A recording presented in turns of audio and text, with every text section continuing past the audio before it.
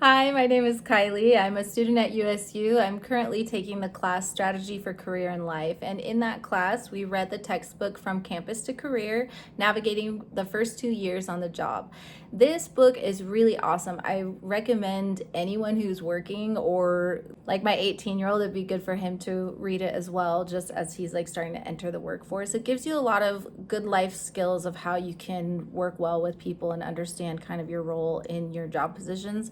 But the three that really stuck out to me that I was like, oh, I love this and I need to continue to work on this was learning to thrive on negative feedback, don't let the bad week win, and you could be too much of a team player. So the first one, learning to thrive on negative feedback, I have always really struggled with constructive criticism and I always took it really personal. But after reading this chapter, it really reminded me that a lot of this is just because the people around you want to see you succeed.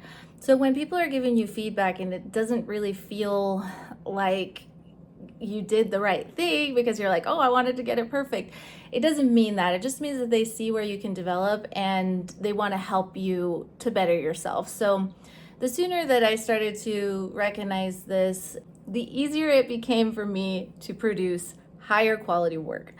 So the next one that I liked was don't let the bad week win. This part, they talked about a woman that had a presentation and she had a flight. She missed a flight because of the delay, and then her luggage wasn't with her and they didn't buy her hotel, and she checked in, didn't have any fresh clothes, woke up, got on her flight quickly, left her charger in the hotel, and the whole thing, I was just like, I've had a day like that, you know? And I liked that the focus of that chapter was really just to take control of what you can. And what she did in that situation is that she just went to the store and bought some clothes and got it freshened up and then asked someone if she could borrow their charger. And then she did her presentation and it went well. So I am really trying to focus in my own life on how I can think about what I can control and leave behind what I can't. The last one that I liked was you could be too much of a team player. This was kind of a chapter that went over like saying no, not being the yes man. Obviously, take pride in your work and do your job.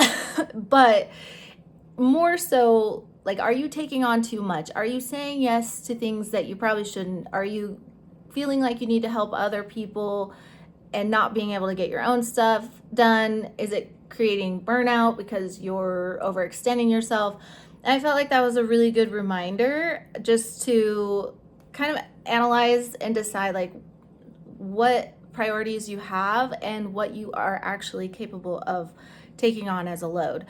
One of the things that was interesting in the textbook for me is that it said that just by changing a few behaviors that you can gain back 18 to 24% of your time for collaboration. Anyway, so I really loved this one. It reminded me to do time blocking, working on time management, making sure you're writing down lists and prioritizing what needs to be done first.